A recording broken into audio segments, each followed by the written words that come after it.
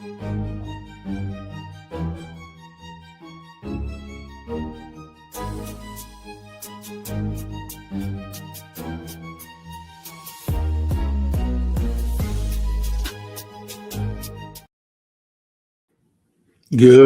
morning. Welcome to Kindness Rising, your morning dose of hope, humanity, and heart, where we have more high fives for you and less rage bait.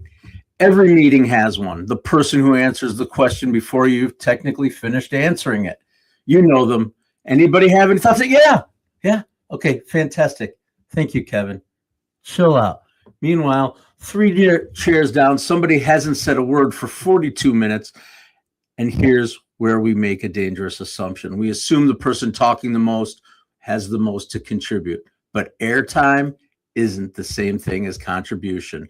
Yesterday we talked about the temperature in the room. Monday we talked about the rules, and today I want to talk about voices. Voices like Mike Sullivan's, who's here every single day. Good morning, Sully. Glad you are here with me this morning. But really, here's a question every leader should occasionally ask themselves. Who's not talking in my room? And maybe more importantly, why? Good morning, friends. Welcome to Kindness Rising. Let's build this room together. Yep. Welcome in. Good morning, Sully. Good morning, everyone who's out there on Kindness Rising as we get started on the Mornings in the Lab network right here on Kindness Rising, 7:30 a.m. in the morning. Jess is there. Roseanne is there. Big storm. Oh, wow. Okay. I hope you are well, Jess. That is definitely that time of year with storms. I hope you're well. And yes, good morning, Mother. Good morning. Another glorious day here on Kindness Rising with the Core Kindness crew. The Core Kindness crew. Absolutely. Others will join as we get going here, but you are the ones I come and hang out with. I appreciate you. All right, let's get it rolling for real. Bring the music down. There is something I've noticed about groups. I've worked in a lot of groups. We develop rhythms really quickly. Somebody becomes the funny one, another person becomes the skeptic or the expert. Somebody always has opinion, and somebody slowly disappears into the background, slowly. Not physically, though. Really, they're still sitting there. Hey, I'm here. But conversationally, they're gone. And the dangerous part with that is we may not even notice, because silence is easy to misinterpret. We might think it's agreement. Maybe. We might think that they don't have anything to add. Maybe they're shy. I don't know. But silence can mean a lot of other things too. It can mean I've tried talking before. It can mean the boss has already decided, or I don't want to look stupid. I have a concern, but I watched what happened to the last person who raised one. Or sometimes it simply means I need a few seconds to think. Yep. Here's something I want us to think about today. Inviting someone into the room isn't the same as inviting them into the conversation. Nope. You can have a seat at the table and still feel like you're on the outside. And it isn't an argument against loud people. Trust me, I am the loud person sometimes. I absolutely am. The person who thinks quickly isn't doing anything wrong, and the extrovert isn't doing anything wrong, and the expert isn't doing anything wrong. The problem happens when the natural rhythm of the room becomes the only rhythm allowed, because people contribute differently, and other people think and then talk. Some people jump right into disagreement. They're okay with it. Others feel like they need to know whether it's going to cost them something. And leadership means knowing the difference. Sometimes leadership isn't adding another voice to the conversation. It's just making room for somebody else's. Yep. And here's what worries me about that, is that the idea your team needs may already be sitting in the room. The warning you need to hear may already be sitting in the room, and the solution you've been looking for already is sitting in the room. 3 chairs down, just quiet and waiting. Not necessarily for permission. Maybe they're waiting for evidence that speaking is worth the risk. So today, don't just ask who's in the room. Ask who is actually part of the conversation. Jess is part of the conversation, letting everybody know that you're safe. Yes. That would make sense to me, Jess, what you said. 83, top three. It's probably an 80-20 rule as usual, right? 20% of the people do 80% of the work or whatever the case may be.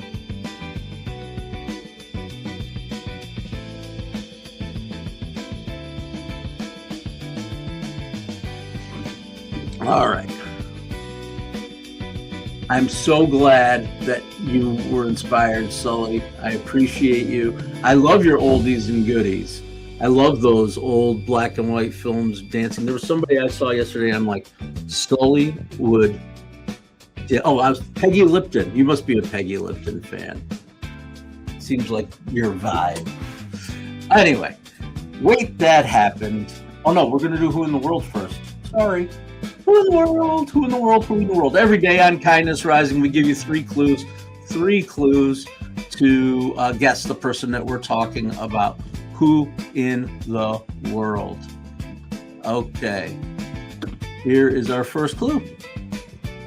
This person was a teenage trumpet player who studied music formally and toured with jazz great Lionel Hampton. All right. We're putting us in the world of music. Good morning, Tubbs. Morning, Pimp. Good to see you, buddy. I'm glad you've joined us again this morning. I know you're usually for me, afternoon guy. I haven't been going live in the afternoon because of a number of things, but I am glad you're here. We're just doing our thing, buddy. I'm glad you're choosing to come back. Join Sully, join Jess, join Roseanne. I'm glad to see you here. What are we up to? We did our Who in the World are we talking about? You might know who this is. I have a feeling actually everybody. Well, I'm glad you're up with us now. Let's do our wait, that happened? Wait, that happened today. August 12th, 1981. 1981, August 12th, I was 9. IBM introduced its personal computer, the IBM PC. Now, yeah, computers existed before that, but IBM's entrance into the market helped accelerate something enormous.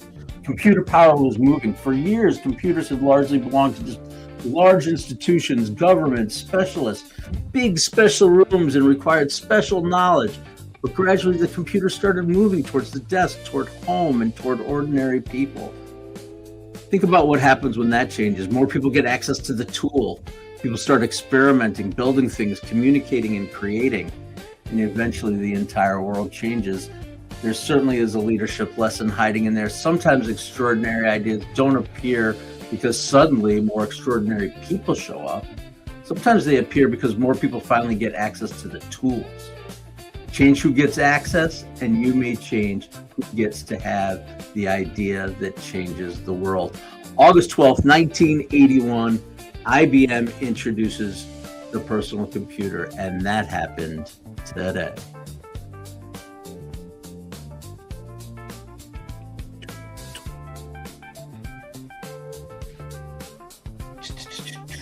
You haven't slept in 4 days. That's not good, Dubs. Got to get some sleep, buddy. Figure out how to get some sleep, I hope.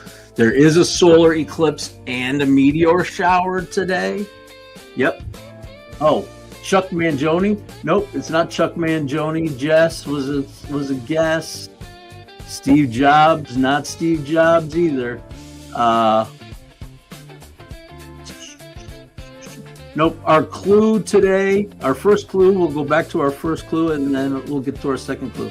Our first clue leads us down this road. A teenage trumpet player who studied music formally and toured with jazz great Lionel Hampton.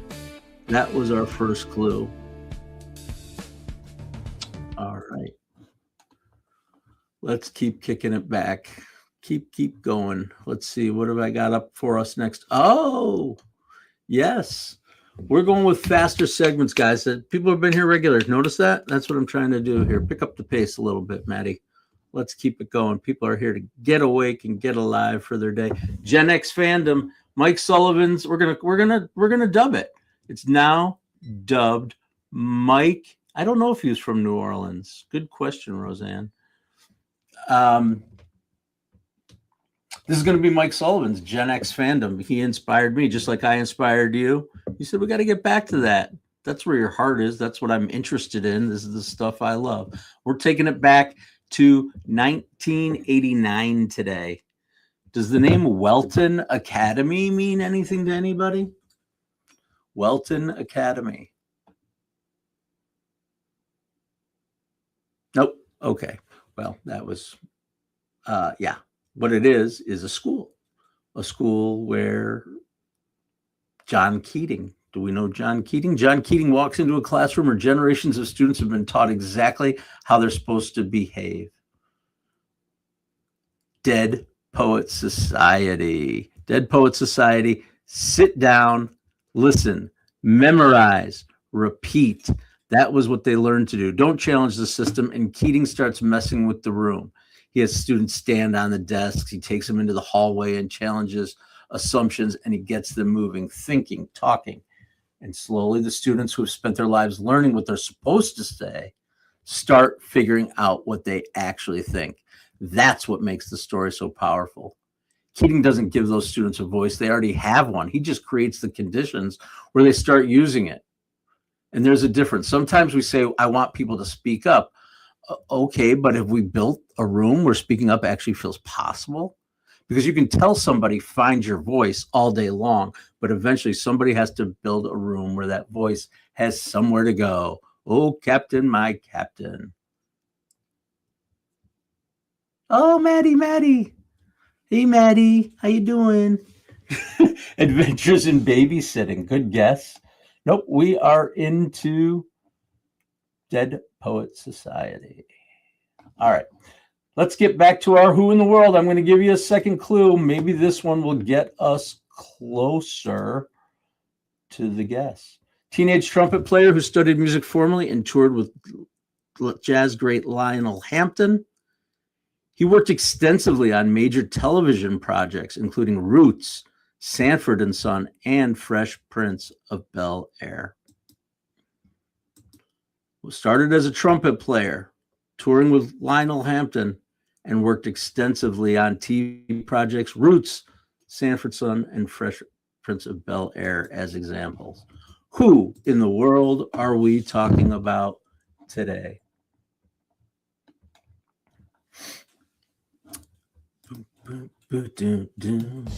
All right, we're having a good old time here on Kindness Rising, rocking and rolling as we get up and get after it on the Mornings in the Lab Network. Next, we're going to get on over to Mornings in the Lab with Keith, John, and friends. And today is Wednesday. Don't forget, it starts with Joy, Cheryl, Raphael, Whitaker.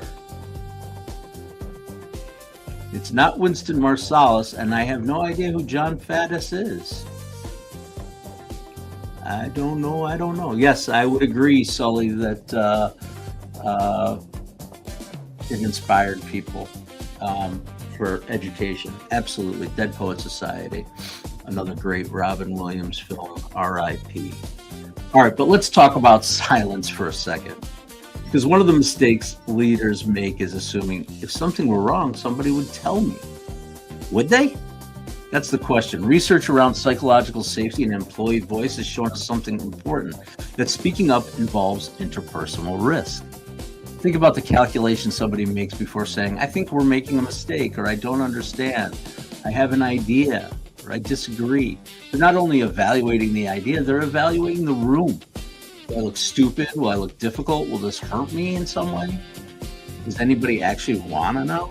And sometimes their rational conclusion is, time to keep my mouth shut. That's why this matters. Silence doesn't always mean agreement. Sometimes silence means somebody did the math and decided speaking up wasn't worth the risk. And that's the really difficult part for leaders. If we're a person with authority, we might not have any idea it's happening. People behave differently around leadership. They edit, they soften, they wait, they tell you 80% of the truth. And sometimes they tell you exactly what they think you want to hear. So saying my door is always open isn't enough. That's architecture, not leadership. The question is, what happens when somebody actually walks through it? Do we get curious? Do we get defensive? Do we explain why they're wrong? Or do we make room? Because people don't stop having ideas. they stop believing it's safe to share them. That's today's Research Corner. It's all based on research from Amy Edmondson, who we've talked about before. All right.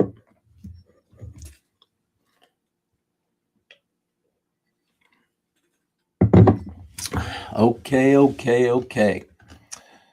Yep. So that was Research Corner. What are we moving on to next? Oh my gosh, I forgot to do the most important thing. Not the most important, but something we do every single day here on Kindness Rising. And today is no different. It's our Kindness Spotlight. Yes, every day we highlight an organization doing good work for good people. And like I said, today is no different. And today's organization is, I think we've talked about them before. I don't remember actually.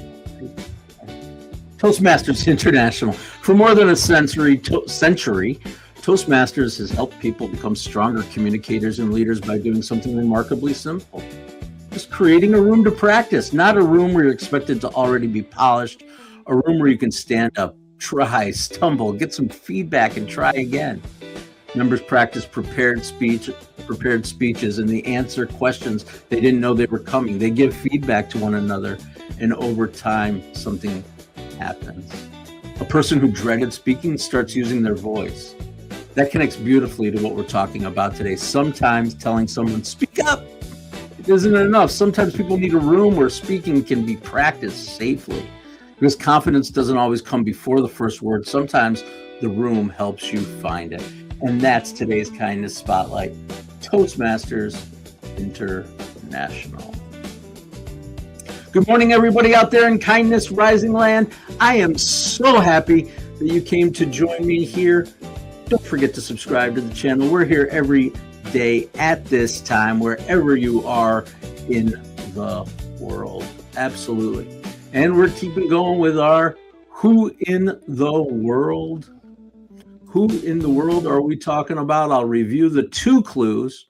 The other thing I want to tell people who are out there listening, the other pieces of the show aren't necessarily related to our person, so don't get confused by that.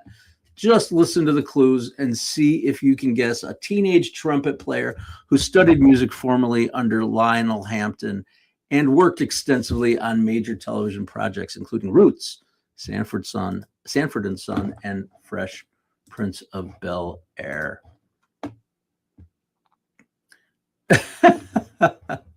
Sully, I love it. Okay.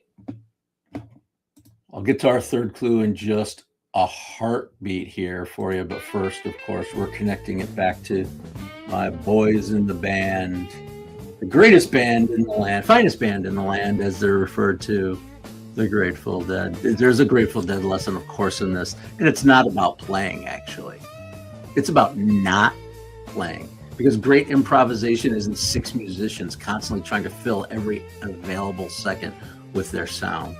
It would be exhausting, probably terrible. Improvisation requires space. Jerry played something, then Phil listened, and Bobby left the room, and the drummers respond, and somebody introduces an idea, and somebody else decides they're going to step on it or not step on it. That's musicianship, but it's also leadership. Because if you're constantly thinking, what should I play next? You may miss the most important question. Who should I make room to hear? It's true in music. It's true in meetings. It's true at the dinner table. Sometimes the most important contribution you can make isn't another contribution. It's space, a pause, a question. Silence long enough for somebody else to enter.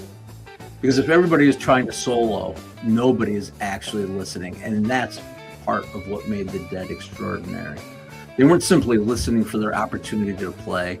They were listening for what the music needed next. And maybe our rooms need a little more of that too. That's the Dead connection to our topic today. All right. I love all these guesses. Nope. I think the last clue here, I'm about to lay it down for you before our kindness compass. This was a good quiz today because the clues are triggering ideas, but it's not the person. Oh, maybe it was Stubbs. You're right.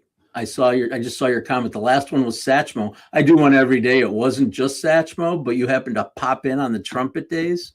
Maybe that's a sign. I don't know.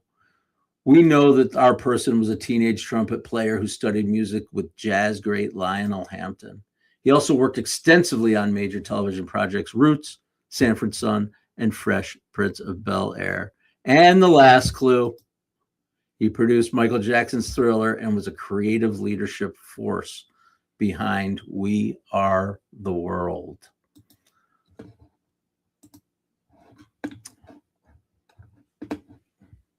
All right, let's get to our kindness compass while the guesses come in based on those clues. Thank you so much for joining me here today on Kindness Rising. And I always like to move us from thought to action. We shared our ideas, but now we want to do something. We want to do this. Ask the second voice. Here's what I want you to try. Sometime today, ask a question. Maybe you're in a meeting, talking with your family, or working through a problem. Ask the question. Somebody will probably answer, and that's great. But don't immediately move on. Just pause and ask the second question. Who sees this differently? What are we missing? We haven't heard from everybody. What do you think, Sully? And then here's the difficult part. Wait. Don't rescue the silence. We're terrible at silence. 3 seconds passes and somebody feels compelled to fill it. Let the room breathe. Give the slower thinker a little time. Give the quieter person space. Give somebody enough room to decide maybe they really do want to hear from me. Because inviting people into the room isn't enough. We have to make room for the voice. That's the kindness compass. William Dubs is in with the correct answer for today. Yep, it is Q. Quincy Jones is the answer. Producer, composer, arranger, musician, and one of the greatest collaborators in modern music. In 1985, Quincy helped bring in an extraordinary collection of artists together for We Are the World. I know everybody out there remembers it. What's your favorite part? Who did you love? What was your surprise from We Are the World? Think about that room, though. All those voices, personalities, careers, and yet the goal required something different. Nobody could be bigger than the song. And so Quincy gave them a simple instruction, and he actually posted it right on the door as people walked in. Did people know this story? It's a famous leadership story. Check your ego at the door. That's the note he put on the door that Michael Jackson and Bob Dylan and Kenny Rogers and Cyndi Lauper and Huey Lewis and I don't know, I'm just keeping Willie Nelson and shall I keep going? Luther Vandross. No, not Luther Vandross. James Ingram. Luther Vandross, maybe too. I don't remember. But some pretty big names walking through that door that he's telling, check your ego. Because sometimes building the room means making the biggest voices a little smaller so everybody can become part of something bigger.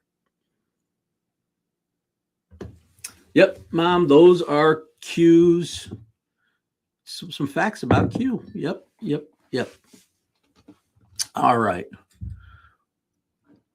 Well, I remember We Are the World very well. Very, very well. Singing it over and over again, imitating the voices. Yeah. And the impact, and also everybody, and not everybody, but they played it on every radio station across the country or whatever, however it worked. It was like, okay, at noon on this date, get to your radio because there's a special thing happening. I remember that well. Another connection back to my boy Ernie Sabo. That was the time that we were hanging. We definitely QAnon. What? QAnon. No, not that QAnon. Quincy Jones Q. Q a no. Yep. Nora Jones. Nora Jones. Yep. Rashida Jones. Was Nora Jones his daughter? No. Did he produce her? I don't know. Now I'm confused. Mom, did you just tell me something I didn't know? I know Rashida Jones is his daughter. Is Nora Jones also his daughter? Does anybody know that? Mom, is that true? Wow. Okay. See, I came here to learn stuff too. All right. So this is it, man. That's it. I'm going to do our thread in a little bit, but we've got a few extra minutes for anybody who wants to speak. Who wants to speak? Oh. Yeah. Yeah. This feels like something we need to research and ask the question.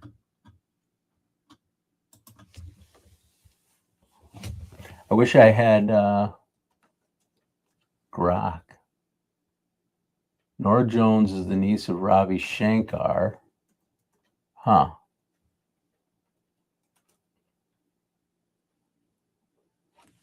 Okay. Yeah. Interesting.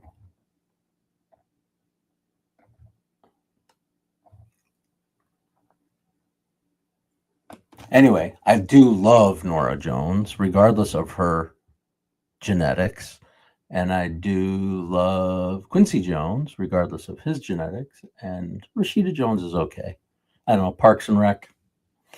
It's okay. She's not, I don't know. I don't really enjoy her. As a human being, I know nothing about her as a human being. I am talking about, well, we'll have to look, Mom. Yeah, we'll research it. That's fine. I don't know. Her flat affect comedy is not my bag. I guess I'm a little broader than she is, but I'm sure she's a good person. What's the kindest way to ask someone to let others speak if they've been dominating the conversation? I love that question. Anybody else have a good question? That's a great question. I've got ideas, but I don't want to just be the one who gives ideas all the time. I mean, my take is, of course, to acknowledge the speaker, the person who's over speaking, right? Thank you for your contributions. And then, I mean, just saying it honestly, if you're in a healthy environment. Yeah, Bob, I really like that. Jim, do you have any ideas? Or Bob, that's give us something to think about. Let's pause and reflect on that. I don't know. Those are things that I might say to kind of cool things down. Cool things down. All right. Well, I can't believe it. We're continuing to wind down here. I am excited because I am headed shortly here to Brooklyn. I'm going to drive down to Brooklyn with one of my kids. We're going to go take in a show at a small club in Brooklyn that we have been excited to see. And that also means that tomorrow I'm going to try it. I will try to be here, but I'll be on the road. We're staying down in the city tonight. So I will do my best to make sure I am live. We're going to see a band called Covey, Covey, and I highly recommend them to everyone. There you go. Check them out. Very cool band that my kid turned me on to, actually. So my 21-year-old and I are headed to a show. Small club down in New York. All right. Well, that's it. I can't believe it. We just we blew through our half an hour just like that. Bada boom, bada bing. And live from New York, it's Kindness Rising. Maybe that's how I'll introduce. I'm going to try. I appreciate every single one of you. I was going to do a whole thing, but time flew by. I have never been to CBGB's. Is it still there? I don't know. I forget the name of the club. I'll give you it's called like the Baby Doll Club or something. And I don't think it's a strip club. I forget what it's called actually. So I will get back to you about the club and about Kobe and about all the places that we've been. But I got to run. I hope everybody has a wonderful day. Be safe out there. And until tomorrow, stay uncommon and stay kind.